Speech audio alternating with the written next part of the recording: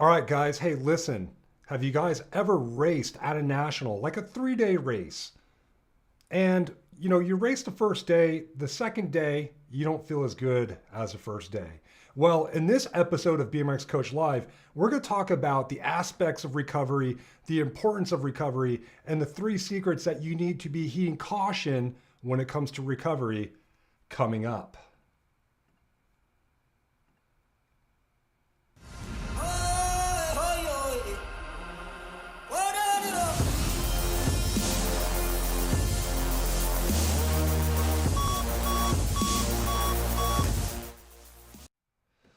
All right, guys. Hey, listen, welcome to another Tuesday. Oh, wait, it's not Tuesday, it's Wednesday. Another edition of BMX Coach Live. I am your host, 3-time Olympic coach, and here comes my water. Thank you very much, Greg Romero.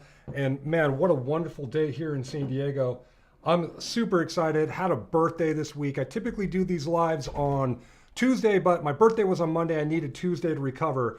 And if you guys are joining, welcome back on YouTube. This is where we're answering all the questions, and we also have a live stream going on Instagram. Hello, everybody, and welcome. Today, we're talking about nutrition. We're talking about recovery. We're talking about physical modalities of recovery. We're talking about sleep and emotional, mental aspects of recovery and how recovery is so important when it comes to BMX racing performance, especially if you're racing consecutive days. Nowadays, you guys are racing 3 times here in America, Friday, Saturday, Sunday, and it's a lot. There's a lot going on when it comes to the demands of BMX racing. Man, this is crazy. We have more people live on Instagram than we do on YouTube. This is fantastic. On YouTube, we have Jack Baker saying hi, Cruz and Omar. Jay Gunn says, yo. I went live earlier today doing a stream in the garage. I did a personal workout and decided to go live, and so this is our second live today, man. Feeling good. J-Dog says, happy birthday, coach. Checking the Instagram stream real quick. Forgive me, YouTube. Listen, we're gonna go over some Q&A here in about 20 minutes. I'm gonna try to run through the recovery secrets of BMX. Again, if you guys are just joining, we are live here in San Diego. I'm your coach, Greg Romero, and we are live on YouTube. This is our weekly YouTube stream when we have a local we have a big community here. Marius says, thanks for the Instagram notification he got, and then he hopped on YouTube. Perfect. If you guys want to check out the stream on YouTube, it's beneficial, if you will. The audio is better, the video is probably better, but if you guys are happy to join here, great. And I'll wave at a couple people here on Instagram. All right, so we got, we got a lot of things going on here. So the first thing I want to talk about when it comes to recovery right after your race, right? That's what we're talking about here. And let me bring up my notes because I took some notes. Usually I like to wing this kind of stuff, but here on YouTube, I prepare for the audience here. Charles Long says, same here. Thank you very much for showing up. Charles Long is my longtime partner, like that, double entendre out of Oklahoma. He's taking care of me. Ethan Raymond says, came to First Straight Camp years ago. Great benefit. Ethan, welcome back. Let's talk about recovery, okay? So there's 3 main core components. And of course, when it comes to the 3 components of recovery, let's talk about the importance of order.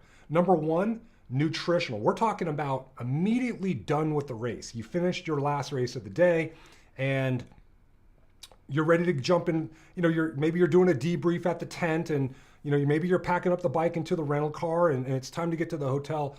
But yet, just because you finished your last lap of the day, listen, the job is not done being a BMX athlete, especially if you're starting off on a Friday and you got Saturday and Sunday to show up. You're showing up to do business.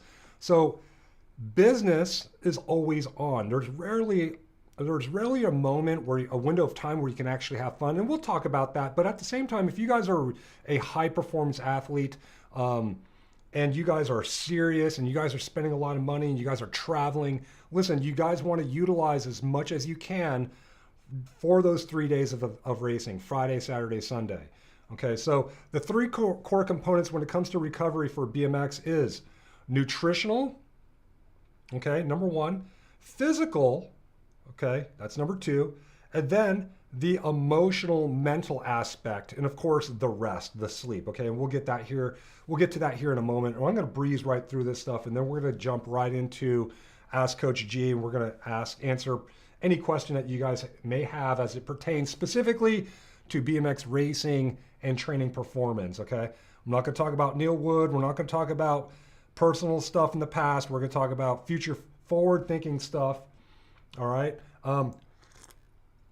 Now, we could talk about recovery after a rep, an effort, a sprint, a lap, and multiple, but we're really here to talk about multiple days of racing here in America. And this really was brought up upon, I have a client that really posed a question like, hey, tell me more about recovery. I want to be able to be fresh for the next day, and I want to end the weekend on a high note. And I'm like, good man, dude, that's how you want to do it. And the old school way of thinking was if you win the first day, you're winning the second day. And so we want to make sure that we ensure the possibility of that happening, because a lot can happen in a 24-hour period. I mean, anything can happen. So you guys can get sick, you can get no sleep. If you guys are older, you guys can go out to a bar, you guys can get in trouble. And, we want to show up and be professional, because BMX racing, for the most part, being that you guys spend so much money, it's a business trip. How are we doing, YouTube? If you guys are understanding this and loving it, make sure you guys give me a thumbs up. Now, let's first establish the definition of recovery. All right. When it comes to training, we want to recover with the intent of integrating the stimulus and stress imposed on the physical body, as well as the physical and emotional bodies, right? The emotional and mental bodies. The sooner we can recover, the sooner we can reap the benefits of the imposed training stress. And then we can adapt. And once we adapt, then we've gone to another level. Now, that's when it comes to training. And we're going to talk about racing as it pertains specifically for recovery. And then, of course, I have a note here. In fact, it's been said that we don't make our gains through actual training. And in fact, we make our gains through rest and recovery. All right. And I think that's important to know, right? Like we're here to talk about, we're here live on YouTube and Instagram. We're here to talk about recovery, specifically for BMX racing at the races. And so, again, we spoke about once you cross the finish line for your last lap of the day, the job in the business is not done.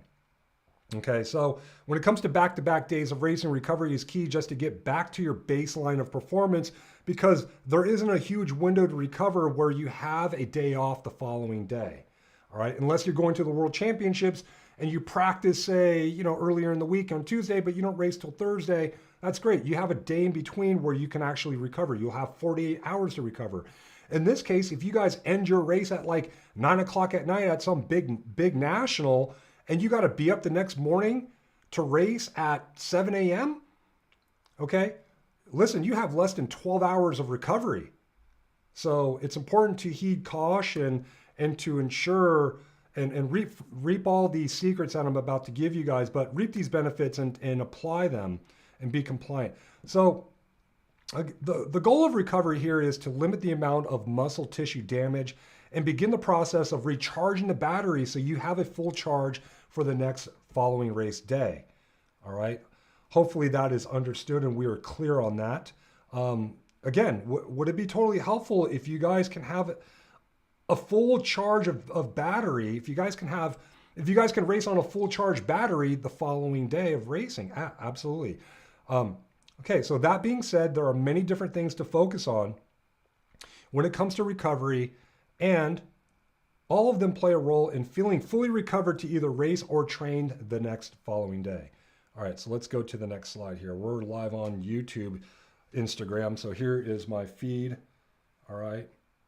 And YouTube, say hi to Instagram. Instagram, say hi to YouTube. I know YouTube and Instagram, Zuckerberg and the YouTube guys, the guys over at Google don't seem to get along. Oh, man. Yeah, so immediate recovery, right? That's really important. Let's talk about nutritional recovery, all right? That's going to be number one once you're done crossing the finish line. And the goal here is to replenish glycogen levels in muscles, okay? So that's pretty much sugar that's in our muscles, in our legs, and what happens is we burn, it shows up in the form of glycogen, and we burn that glycogen and it turns into metabolic waste. And we have to remove that waste and then also at the same time replace the glycogen through carbohydrates, either simple carbohydrates or complex carbohydrates. And we'll get to that here in a moment. Not just yet, but in a moment. And so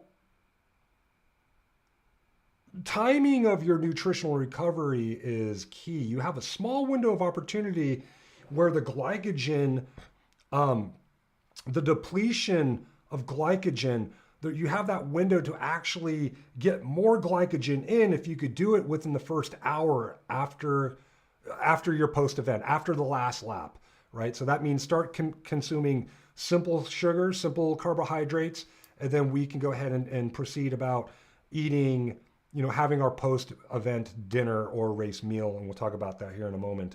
But that timing is really key because you want to be able to take advantage of that window of opportunities to start replenishing glycogen stores in the muscles. And then simply after that, I would just go about your normal dinner routine after the race, okay? And a sound meal would consist of, for me and a lot of my athletes and my Olympic athletes, a sound meal would be 1/3 long chain carbs, protein, and vegetables. So it's 1/3, 1/3, 1/3. Protein, carbs, and vegetables, okay? We want to keep it really, really simple. Now, if you guys did really well and you're feeling it and you're a kid and you want pizza, by all means do it. But if you're older and you're serious about high performance and you're at the Worlds and you spend a bunch of money to go to the Grands or go to Florida or go to Bakersfield to qualify for the Worlds, listen, most high performance athletes that think high performance are not going to put regular fuel into their tanks. Okay, you guys are high performance athletes. You guys are burning jet fuel. So you guys want to think jet fuel. Now, I don't want you to overcomplicate it. When it comes to jet fuel, I'm talking about clean foods, clean proteins, lean proteins, not a whole lot of fat, and of course, clean vegetables and carbohydrates. We're not talking about pizza. We're not talking about hamburgers. We're not talking about a bunch of fat. We're not talking about heavy on the protein and light on the carbohydrates. We're talking about jet fuel. And jet fuel at the end of the day is keeping it simple, 1/3, 1/3, 1/3 carbohydrate, protein, and vegetables, all right? Next thing we want to talk about is, is hydration, okay? Now we could talk about before exercise, during exercise, and after exercise. And I really think when it comes to hydration, like if you race and you get dehydrated, okay, you're dehydrated at the end of the race day, well, then you screwed up in the beginning of the race day. You didn't prehydrate, and you also didn't maintain hydration through race day. So let's talk about hydration and rewind it back to the beginning of the day and even the day before, but really the beginning of the day, okay? And I got my notes here. Athletes should start their exercise well hydrated, okay? They should drink 16 to 24 ounces of water within the 2 hours prior to training. So for me, I like to ride road bikes a lot. I'll actually drink 2 of these as soon as I get up. Okay, and these are 16 ounces roughly. So 2 of these, I'm getting 30 ounces of water. I'm already hydrated. All right. Now you could get tricky too. You could put Himalayan salt in here and then maybe a squeeze of lime and reap some more benefits, but we're not going to make it too complicated, right? We're going to talk with straight water. Now we could talk about electrolytes. We could talk about the importance of sodium, potassium, and chloride. Those are the 3 main ones. For me personally, I like to throw in calcium, magnesium, but that's just for me. But really at the end of the day, if you guys can figure out some kind of hydration during your race event. Now, is it Gatorade?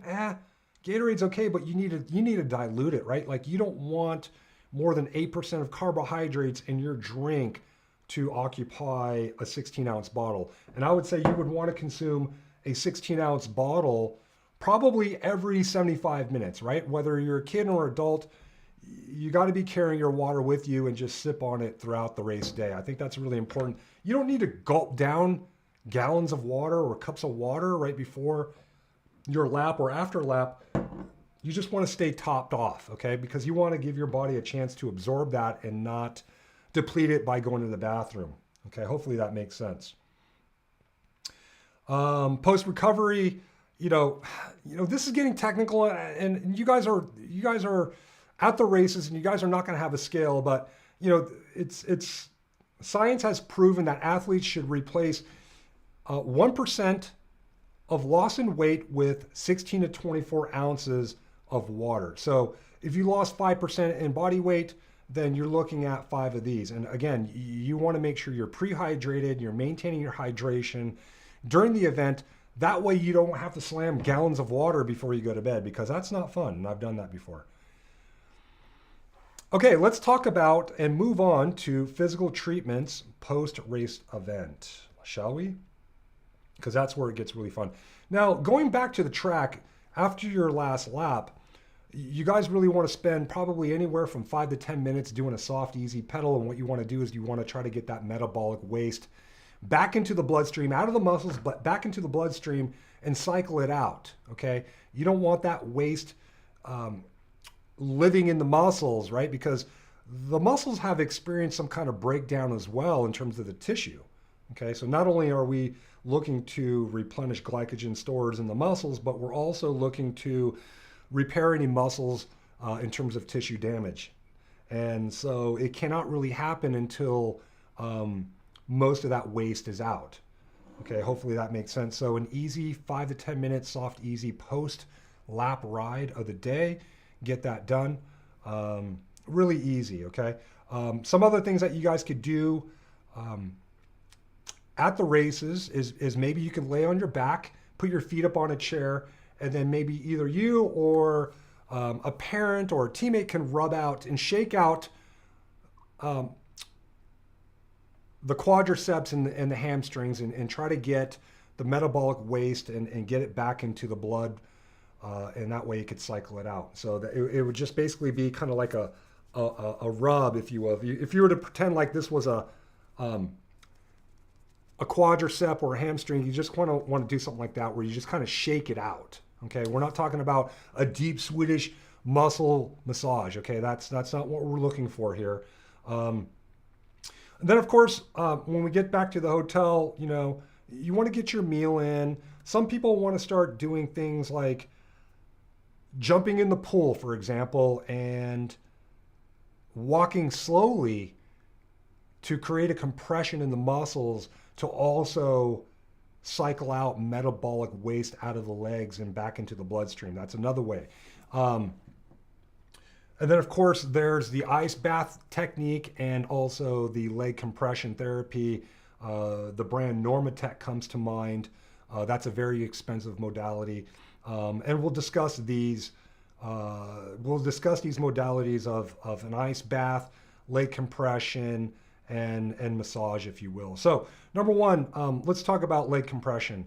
I like leg compression because it is kind of a pseudo massage, and again, it's removing metabolic waste out of the legs. And when we're removing metabolic waste out of the legs, we're basically giving the legs muscles an opportunity to start repairing itself. Okay, the ice bath technique. Okay, I've been doing that for years. A lot of guys have been doing that for years. What's happening with that is guys are going back to the hotel. They're filling their bathtub up to leg level of water, and then they're going to the ice machine and dumping a bunch of ice in it, making it really cold, and then they sit in it and their legs are basically freezing, and that's a tough one, right? That is a tough one to deal with, because what's happening at the same time is that your brain's actually reacting with noradrenaline, norepinephrine, which is basically your body's response to shock, fight or flight.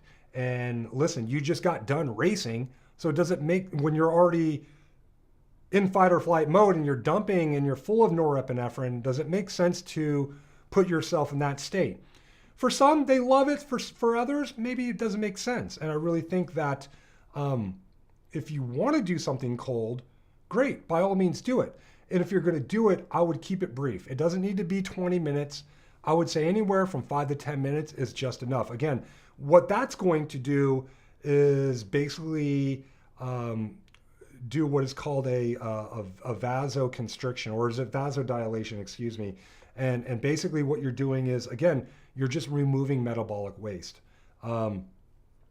Now, there's some studies that show that if you guys were to do a cold water immersion right after training, it says here I'm frozen on